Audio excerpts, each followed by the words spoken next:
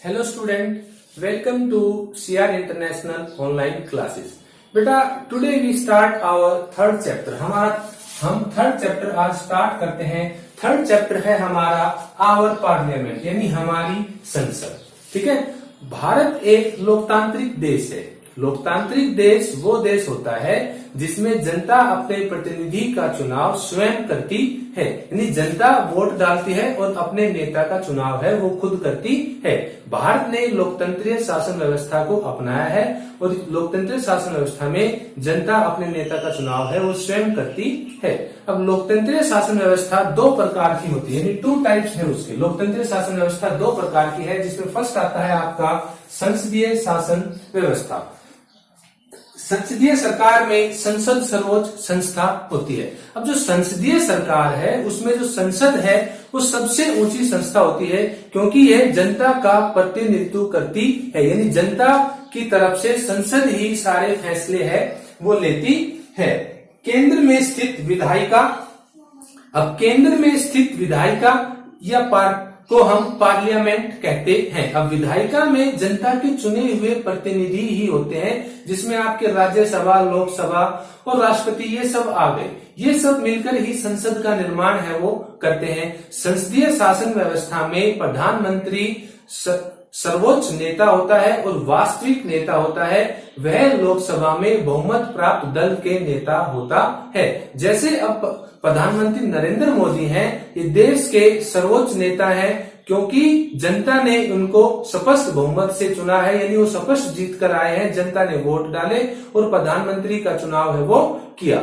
इसके विपरीत आता है आपका संसदीय अध्यक्षीय शासन व्यवस्था। अध्यक्षीय शासन व्यवस्था में राष्ट्रपति है वो सरकार का वास्तविक नेता होता है। जैसे अमेरिका में है, अमेरिका में डोनाल्ड ट्रंप है वो सरकार का वास्तविक नेता है, वही प्रधानमंत्री है और वही राष्ट्रपति है, क्योंकि वहां पर प्रधानमंत्री की कोई पद या पोस्ट है वो नहीं है। अब अध्यक्षीय शासन व्यवस्था में, इस शासन व्यवस्था में राष्ट्रपति सरकार का वास्तविक और नाम मात्र का प्रधान होता है। अध्यक्षीय शासन व्यवस्था में प्रधानमंत्री नहीं होता।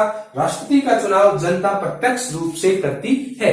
जैसे हम अपने प्रधानमंत्री का चुनाव है वोट डालकर सीधे जनता चुनती है, ऐसे ही अध्यक्षीय शासन व्यवस्था में राष्ट्रपति का जो चुनाव है वो जनता डायरेक्ट वोट डालती है और राष्ट्रपति का चुनाव है वो करती है।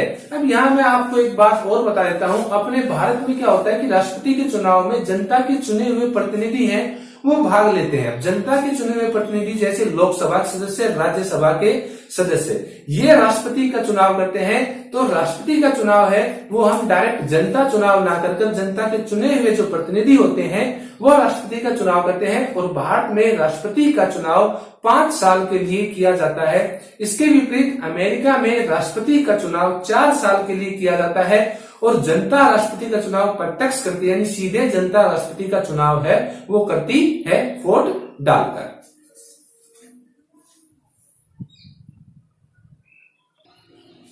अब नेक्स्ट है, भारत ने संसदीय शासन पद्धति को अपनाया है। भारत ने निम्नलिखित कारणों से संसदीय शासन पद्धति को अपनाया है कि उसके पीछे रीजन है कि किन कारणों से भारत ने संसदीय शासन पद्धति को अपनाया है। उसमें फर्स्ट आता है आपका, इस व्यवस्था में सरकार अपने प्रतिनिधियों के माध्यम से लोगों के प्रति उत्तरदायी होती है, यानी सरकार अपने प्रतिनिधियों के माध्यम से, यानी मंत्रियों के माध्यम से लोगों के प्रति रेस्पॉन्सिबल है वो उत्तरदायी है वो होती है।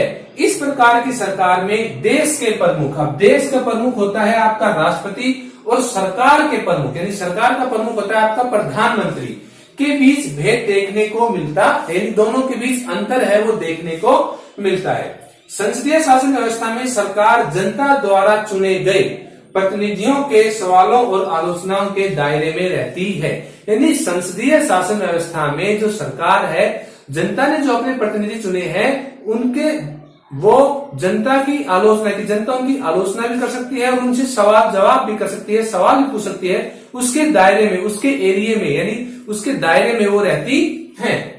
प्रधानमंत्री देश का वास्तविक प्रधान होता है। अब जो प्रधानमंत्री है वो संसदीय शासन व्यवस्था में प्रधानमंत्री देश का वास्तविक प्रधान होता है, जबकि अध्यक्षीय शासन व्यवस्था में राष्ट्रपति है वो देश का वास्तविक प्रधान होता है और उसे लोकसभा में अपने, यानी जैसे भारत का प्रधानमंत्री नरेंद्र मोदी और बीजेपी का वो नेता है, तो उसे लोकसभा में अपने दल का या अपने सहयोगी दल से अपने बहुमत को बनाए रखना होता है। अब सहयोगी की जरूरत वहां पड़ती है जहां जब किसी दलों को स्पष्ट बहुमत नहीं मिलता। जब दो दल मिलकर सरकार बनाते हैं तो उसको हम कहेंगे गठबंधन की सरकार। तो इसमें क्या होता है कि उसे लोकसभा में अपने या अपने सहयोगी राजनीतिक दलों की सहायता से बहुमत को बनाए रखना होता है, यानी उनकी सहायता से जो बहुमत होता है उसको बनाए रखना होता है। अब नेक्स्ट आता है संसद, यानी संसद क्या है? केंद्रीय स्तर पर कानून बनाने वाली संस्था को हम संसद कहते हैं। हमारे देश में संसद को अत्यधिक शक्तियां प्राप्त हैं, यानी संसद को काफी शक्तियां प्राप्त हैं और वो देश की सबसे ऊंची सर्वोच्च संस्था है, क्योंकि ये जनता के प्रतिनिधियों की सभा है। अब जनता के प्रतिनिधियों की सभा मतलब जनता के चुने हुए प्रतिनिधि ही मिलकर संसद का निर्माण है वो करते हैं।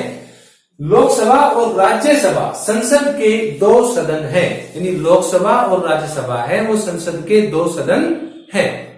इनमें से राज्यसभा है वो स्थायी सदन है और जो लोकसभा है वो अस्थायी सदन है, क्योंकि वो हर 5 साल बाद जब सरकार बदलती है, चुनाव होते हैं तो लोकसभा है वो भी बदल जाती है। अब नेक्स्ट आता है इसमें कि 1885 में ही भारतीय राष्ट्रीय कांग्रेस, यानी 1885 में ही भारतीय राष्ट्रीय कांग्रेस ने मांग की, यानी उसने ये मांग की कि विधायिका में निर्वाचित सदस्य होने चाहिए और उन्हें बजट पर चर्चा करने की 1885 में भारतीय राष्ट्रीय कांग्रेस ने मांग की कि विधायिका के जो सदस्य हैं वो निर्वाचित होने चाहिए और उन सदस्यों को बजट पर चर्चा करने एवं प्रश्न पूछने का अधिकार मिलना चाहिए। बजट जो हर साल पास होता है, देश की आय का और खर्चे का ब्यौरा होता है, उसके ऊपर चर्चा करने और सवाल पूछने का अधिकार है वो होना चाहिए। नेक्स्ट इसमें आता है 1909 में बने गवर्नमेंट ऑफ इंडिया एक्ट, कि 1909 में बने गवर्नमेंट ऑफ इंडिया एक्ट ने कुछ हद तक निर्वाचित प्रतिनिधियों की व्यवस्था को मंजूरी दे दी, कि 1909 में गवर्नमेंट ऑफ इंडिया जो एक्ट बना उसने कुछ हद तक निर्वाचित सदस्यों को, यानी संसद के लिए सदस्य वो निर्वाचित होने चाहिए, इस बात के लिए उसने पहली बार वो मंजूरी है वो दे दी। 2004 में हुए आम चुनाव में पहली बार इलेक्ट्रॉनिक वोट ईवीएम का प्रयोग है वो किया गया। ईवीएम मतलब इलेक्ट्रॉनिक वोटिंग मशीन, यानी पहली बार इलेक्ट्रॉनिक वोटिंग मशीन से चुनाव है वो हुए।